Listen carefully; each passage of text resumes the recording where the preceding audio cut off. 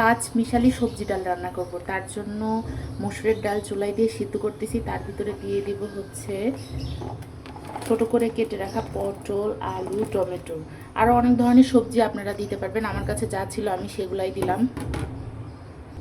এর ভিতরে একটু পরিমাণে হলুদ গুঁড়া, একটু জিরার গুঁড়া দিয়ে দেব, আর দিয়ে দেব স্বাদ মতো লবণ, দিয়ে দেব মরিচ, আর অল্প করে পেঁয়াজ কুচি।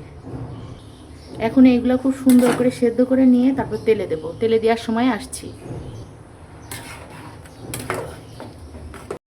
আমার ডালটা কিন্তু সেদ্ধ হয়ে গেছে, চলুন এখন তেলে দিয়ে দিই।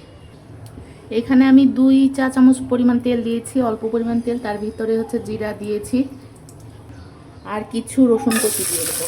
আমি আসলে ডাল যখন তেলে দিই তখন পেঁয়াজ কুচিটা দেই না, মাঝে মধ্যে দেই, মাঝে মধ্যে দেই না।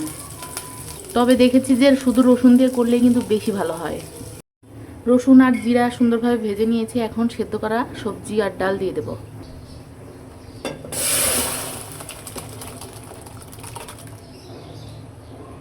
ওয়াও, অনেক সুন্দর ফ্লেভার বের হচ্ছে। এখন 1 মিনিট ফুটিয়ে নিলে কিন্তু একদম কমপ্লিট ডাল রান্না। এটা খেতে কিন্তু অনেক মজা হয়।